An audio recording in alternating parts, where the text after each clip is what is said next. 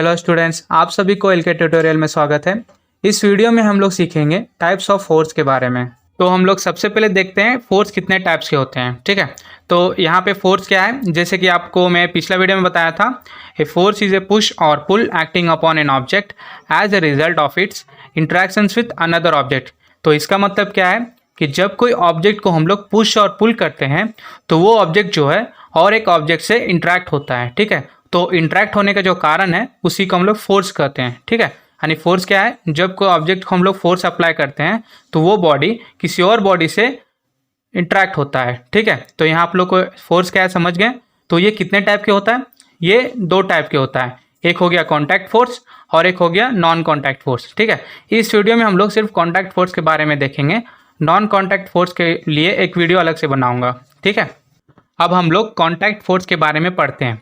तो ये क्या होता है, a contact force is occurs when an object which occurs a force is contact with another object. तो इसका मतलब क्या है, जब कोई ऑब्जेक्ट को हम लोग फोर्स अप्लाई करते हैं तो वो ऑब्जेक्ट किसी और ऑब्जेक्ट से कनेक्टेड होता है।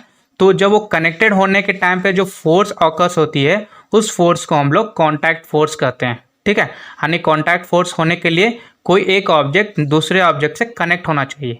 ठीक है, तो इसमें कुछ एग्जांपल्स है और बहुत सारे एग्जांपल्स होते हैं, लेकिन मैं यहाँ पे सिर्फ 3 लिया हूँ। ठीक है, जो कॉमन है। तो यहाँ पे पहला है फ्रिक्शन फोर्स, दूसरा अप्लाइड फोर्स और तीसरा नॉर्मल फोर्स। ठीक है, तो ये तीनों को हम लोग एक एक करके देखते हैं।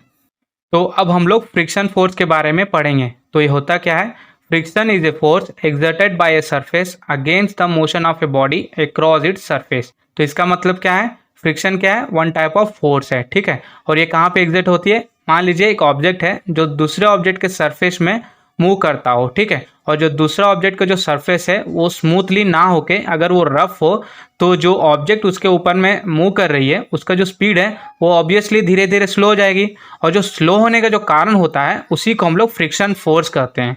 ठीक है, एक एग्जाम्पल देख लेते हैं ताकि आप लोग को और इजीली समझ में आ जाए। तो जैसे कि आप यहाँ पे इमेज देख रहे हैं, तो यहाँ पे जो कार का जो मूविंग डायरेक्शन है वो कैसा है, फॉरवर्ड डायरेक्शन में। ठीक है, तो इसका जो फ्रिक्शन है वो कैसा होना चाहिए, ऑपोजिट डायरेक्शन में होना चाहिए। क्यों, क्योंकि अगर ये ऑपोजिट डायरेक्शन में रहेगा तब इसका जो स्पीड है वो स्लो होती जाएगी। अगर इसका फ्रिक्शन और मोशन का जो डायरेक्शन है अगर वो दोनों सेम हो तो इसका मोशन में कोई चेंजेस नहीं होता है। ठीक है, तो यहाँ पे फ्रिक्शन होने का कारण क्या है, इसका जो रोड है वो ऑब्वियसली रफ होना चाहिए। अगर ये स्मूथ रहता तो यहाँ पे फ्रिक्शन नहीं होती। ठीक है, एक और एग्जांपल, लाइव एग्जांपल देखते हैं ताकि आप लोगों को और इजीली समझ में आ जाए।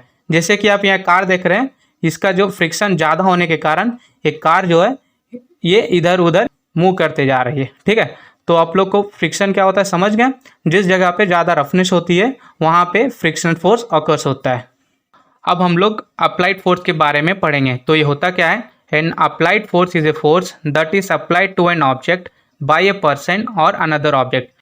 इसका मतलब क्या है, कोई एक पर्सन और कोई एक ऑब्जेक्ट दूसरे ऑब्जेक्ट या दूसरे पर्सन पे फोर्स अप्लाई करता है तो जो अप्लाई करने वाली फोर्स है उसी को हम लोग अप्लाइड फोर्स कहते हैं। ठीक है, जैसे आप ये एग्जांपल पहले ही देख चुके हैं कि ये जो बंदा है ये बॉक्स पे क्या कर रहा है, फोर्स अप्लाई कर रहा है। यानी ये भी एक ऑब्जेक्ट है और बॉक्स भी एक ऑब्जेक्ट है, यानी एक ऑब्जेक्ट दूसरे ऑब्जेक्ट को फोर्स अप्लाई करते हुए, यानी एक ऑब्जेक्ट दूसरे ऑब्जेक्ट को फोर्स अप्लाई कर रहा है, इसी को हम लोग अप्लाइड फोर्स कहते हैं। ठीक है, तो उसी प्रकार ये एग्जांपल में भी आप देखे थे कि ये जो बंदा है ये अपना फोर्स एक ऑब्जेक्ट पे अप्लाई कर रहा है, किस पे, डोर पे। डोर भी एक ऑब्जेक्ट है और ये एक ऑब्जेक्ट है।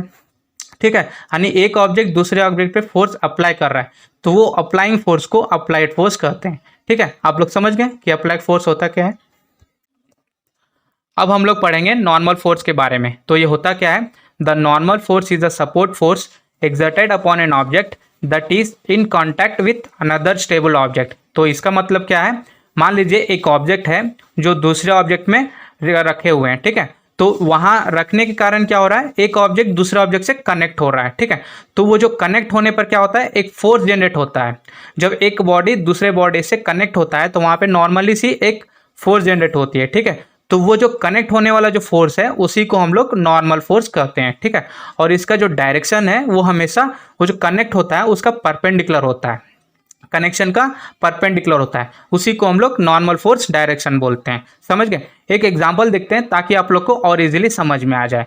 तो जैसे कि आप यहाँ पे देख रहे हैं, एक टेबल है और एक बॉक्स है। ये बॉक्स जो है टेबल के ऊपर रखा हुआ है, ठीक है। तो यहाँ पे टेबल और बॉक्स के बीच में कनेक्शन हो रही है, ठीक है। तो एक कनेक्शन जो हो रही है, तो यहाँ पे एक फोर्स जनरेट हो रही है, ठीक है। तो फोर्स का डायरेक्शन कैसा है? डायरेक्ट परपेंडिकुलर है। समझ रहे हैं ना? तो इसी को हम लोग क्या बोलते हैं? नॉर्मल फोर्स, ठीक है। तो यहाँ पे जैसे लिखा हुआ है, the normal force is perpendicular to the surface in contact, यानी ये जो कनेक्शन है इसके परपेंडिकुलर होना चाहिए, उसी को हम लोग नॉर्मल फोर्स बोलते हैं, ठीक है। मान लीजिए इस टेबल को हम लोग 45 डिग्रीज ऊपर उठा दिए, तो यहाँ ये नॉर्मल डायरेक्शन जो है वो क्या होगा? तो यहाँ पे एक देखते हैं, जैसे यहाँ पे देख रहे हैं सरफेस को हम लोग 45 डिग्री उठा रहे हैं, तो इसका जो नॉर्मल डायरेक्शन जो है वो हमेशा सरफेस का परपेंडिकुलर है, ठीक है। तो नॉर्मल फोर्स जो होती है वो हमेशा सरफेस का परपेंडिकुलर ही होती है, वो कभी भी डायरेक्शन चेंज नहीं करती है। नॉर्मल फोर्स हमेशा कॉन्टैक्ट जो वहाँ पे कनेक्शन है उसका हमेशा परपेंडिकुलर ही रहती है। तो आप लोग को नॉर्मल फोर्स क्या होता है समझ में आ गया होगा, ठीक है। आशा करता हूँ कि आप सभी को कांटेक्ट फोर्स जो होता है जितने भी टाइप हैं वो आप लोग को क्लियरली समझ में आ गया होगा। अगर ये वीडियो आप लोग को अच्छा लगे और पसंद आए तो प्लीज़ इस वीडियो को लाइक एंड शेयर जरूर कर दीजिएगा।